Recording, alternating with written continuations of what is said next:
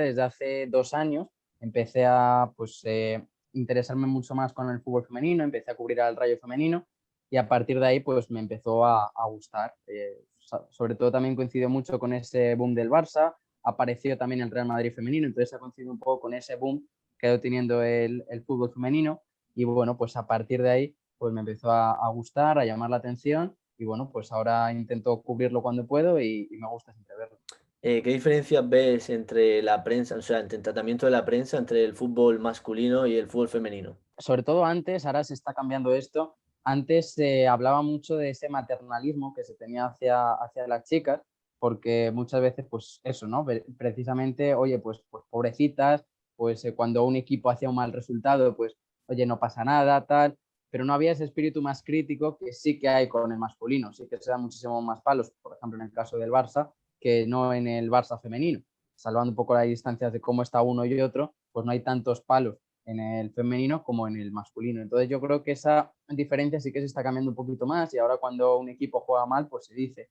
Y creo que no es malo decirlo, al final es lo que hay que normalizar y sobre todo el quitar esa etiqueta de femenino. Es decir, creo que es importante quitarla porque al final no deja de ser fútbol y cuando se habla o se ve de un Villarreal-Real Madrid, por ejemplo, pues creo que se puede ver igual el masculino que el femenino, obviamente. Cada uno tiene sus características distintas, pero un golazo es un golazo los dos y bueno, pues te puede gustar más uno u otro, pero al final pues los dos generan un tipo de juego que es el mismo, que es el fútbol. Recientemente DAZN ha adquirido los derechos del fútbol femenino en España. ¿Crees que eso supondrá un boom para que la gente pueda ver más el fútbol femenino igualándose con el masculino? ¿O crees que todavía queda un paso? Yo creo que queda un poco todavía.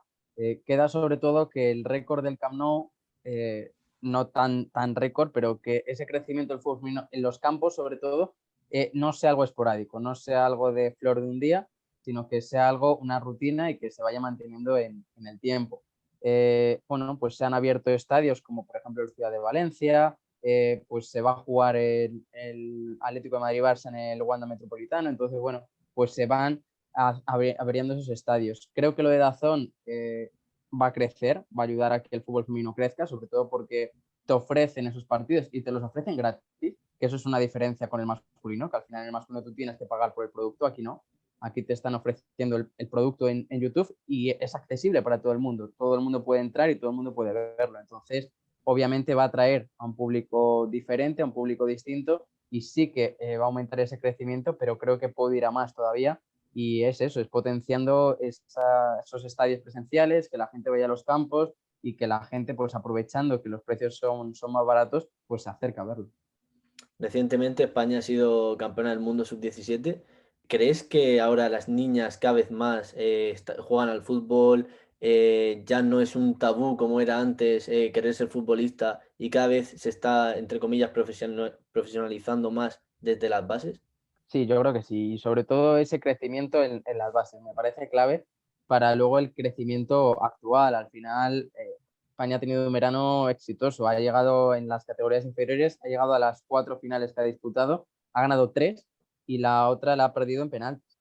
Me parece un éxito rotundo en el fútbol femenino y bueno, en las categorías más superior todavía no se ha dado ese paso, pero creo que se acabará dando y creo que ahora todas las niñas conocen a Alexia Putellas. Tú le preguntas a cualquier niña quién es Alexia Putellas y sabe quién es. Y creo que Alexia Putellas a nivel de reconocimiento creo que está incluso superior a cualquier jugador de categoría media de primera división.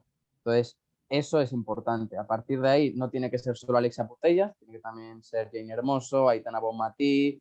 Entonces, bueno, pues ese crecimiento ya no solo tiene que ser de una jugadora, sino que tiene que ser de más, pero creo que sí, creo que es importante que las niñas tengan esas referentes y sobre todo que las vean como, oye, pues si Alexia ha podido llegar, ¿por qué no? Yo voy a llegar y encima, pues Alexia tuvo menos oportunidades para conseguirlo y yo pues tengo más medios a mi alcance.